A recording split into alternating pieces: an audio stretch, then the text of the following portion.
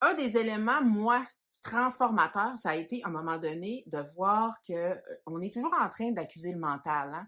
Ah, mon mental, il traîne toujours un peu de la patte. On dirait qu'il est pas coopératif. Mon mental, il m'envoie des pensées que j'aime pas.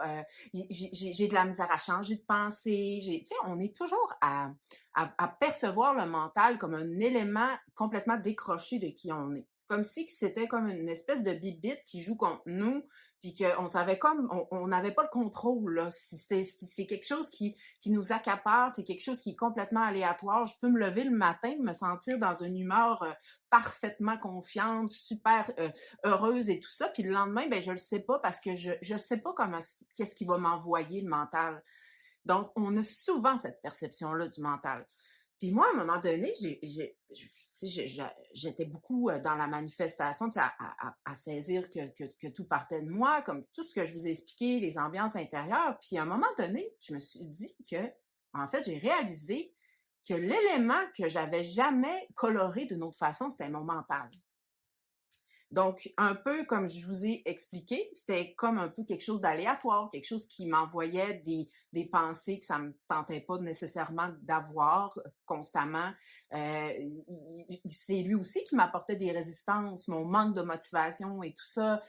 Donc, j'ai commencé à voir que finalement, on perçoit tellement le mental comme quelque chose d'indépendant de soi qu'on a complètement skippé la possibilité que lui aussi, on peut lui apporter une couleur, que lui aussi, on peut lui donner une température dans laquelle on a envie d'expérimenter avec lui au quotidien. Fait que j'ai commencé à voir que je pouvais créer une alliance avec lui comme j'ai fait avec mon corps, avec la maladie de Crohn, les migraines, l'anxiété, etc.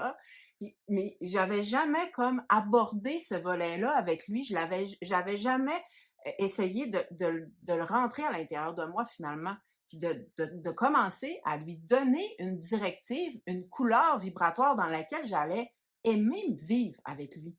Donc, tranquillement, quand j'ai commencé à le voir comme quelque chose qui pouvait me soutenir, comme quelque chose qui pouvait coopérer avec ce que j'avais envie de manifester intérieurement et extérieurement.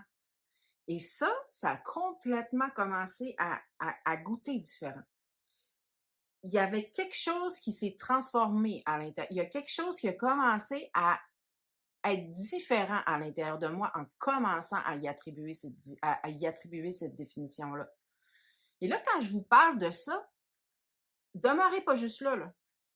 Commencez à expérimenter les sensations que ça crée à l'intérieur de vous, avec le corps.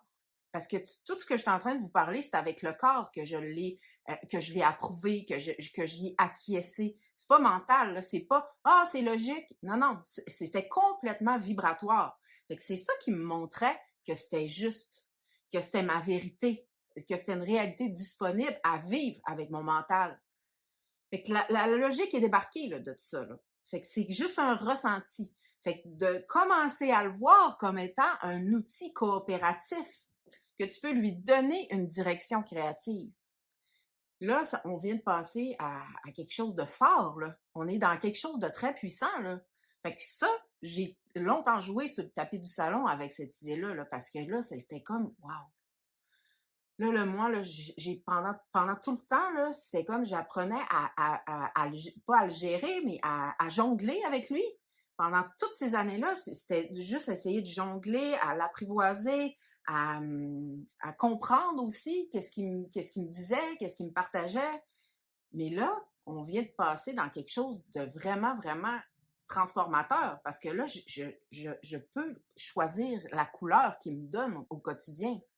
Fait que j'ai commencé à jouer avec l'idée de mon mental m'envoie toujours ce que j'ai besoin pour me supporter. Mon mental m'envoie toujours les meilleures idées pour créer, que ce soit dans ma vie professionnelle ou dans la résolution de problèmes du quotidien. J'ai toujours les idées, les solutions qui arrivent. Donc, j'ai commencé à le charger de ces ingrédients-là avec lesquels j'avais envie d'entrer en relation avec lui. Puis là, c'est pas de la pensée magique que je suis en train de vous dire là. C'est j'ai conscience que tout ce que je colore dans la vie, toutes les situations qui m'arrivent, viennent apporter la saveur de ce que j'ai injecté. Donc, je peux aussi le faire à travers mon mental. Et c'est à partir de ce moment-là, quand j'ai commencé à y injecter ce genre de truc-là, comme je viens de vous dire, que j'ai vu à quel point que, oh, OK, pendant toute la journée, il n'a fait que supporter la version que j'avais envie d'être. Il a fait que supporter ma version sportive, ma version entrepreneuriale, ma version abondante. Il a fait que m'apporter des pensées nouvelles, rafraîchissantes, qui venaient encore plus nourrir ces espaces-là que j'avais envie de faire dominer. Ça, là, c'est... Wow! Vous dire, là, que... Et c'est pour ça que je vous dis, amusez-vous. Mais l'idée, c'est de commencer à jouer avec l'élasticité de ça, de la matière de cette pensée-là, parce que, étant donné qu'elle a été proposée, c'est parce que son potentiel existe. C'est parce qu'elle a une élasticité. C'est parce qu'elle est complètement molle, fait qu'on peut jouer avec. Fait que ce moment-là, ça a vraiment été un avant-après. Puis je sais que je le dis constamment, mais c'est parce que je fais que ça, jouer sur mon tapis du salon. Fait qu'il y a constamment des avant-après. Mais ça a été vraiment quelque chose qui a vraiment changé ma réalité parce que ça a changé mon atmosphère intérieure. Il y avait encore moins de résidus de combat à mener. Parce que, veux pas, des fois, on perçoit le mental comme étant l'ennemi. Il y a souvent ça qui est en trame de fond avec le mental.